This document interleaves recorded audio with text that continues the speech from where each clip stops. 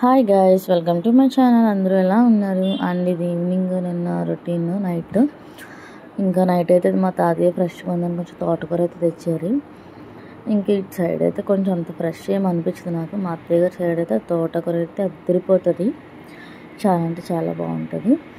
ఇంకా దాన్ని అయితే శుభ్రంగా 3-4 టైమ్స్ క్లీన్ చేశారు. క్లీన్ చేసి మా అత్త అయితే బాయిల్ చేసి అప్పుడు తాలింపు పెట్టారు. నేనైతే డైరెక్ట్ వేసేస్తాను, అంటే ఒక్కొక్కరు ఒక్కొక్క స్టైల్. మేమైతే ఉప్పులో పిండి అలా చేస్తాము. ఇంకా ఫుల్ వీడియోస్ చేద్దామని అనుకుంటున్నాను, ఏం జరుగుతుంది చూడాలండి.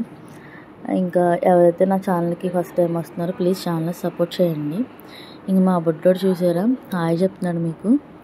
చెప్పమంటే ఫస్ట్ 2-3 సార్లు హాయ్ చెప్పమంటే చెప్పనన్నాడు. ఇంకా తర్వాత ఫైనల్గా వాడు ఏమనుకున్నాడు కానీ చెప్పాడు. యాక్చువల్గా వీడియో తీద్దామంటే ఇంకా వచ్చేసి ఎత్తుకొని గోల, అస్సలు ఏడుపు. నేను ఏదో చేసేస్తున్నానేమో అని ఫోన్లో. ఇంకా చూసారా, హాయ్ అయితే చెప్పారు. మీరు కూడా మా ఊడికి అయితే హాయ్ చెప్పండి. ఇంకా వీడియోస్ కోసం సబ్స్క్రైబ్ అయితే చెయ్యండి.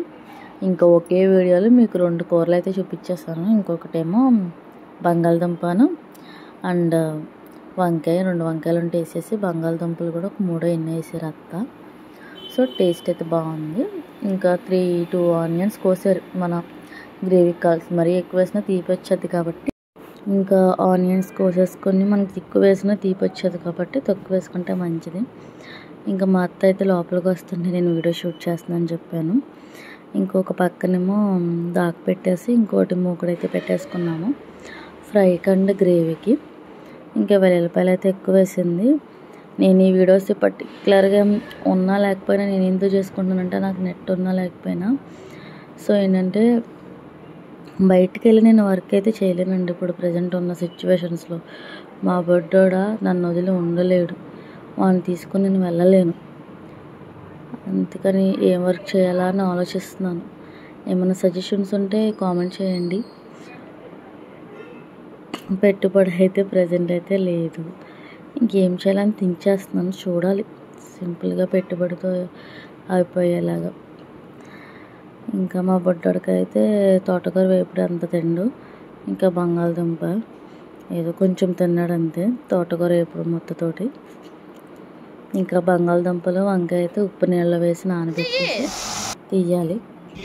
ఇంకా ఎవరి సిచ్యువేషన్స్ బట్టి వాళ్ళ సిచ్యువేషన్ ఇంకంతే. కొన్ని చెప్పుకోలేము అన్నిట్లో వీడియోస్లో. సో ఎవరికైతే వీడియో నచ్చితే ప్లీజ్ సబ్స్క్రైబ్ అయితే చేయండి అండ్ బెల్ ఐకాన్ అయితే మర్చిపోకండి.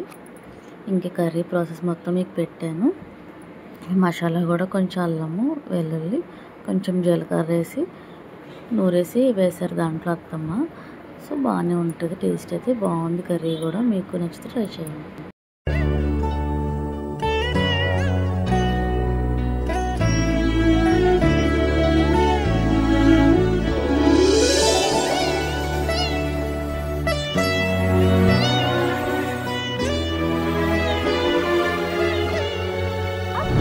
స్నానం చేయవా?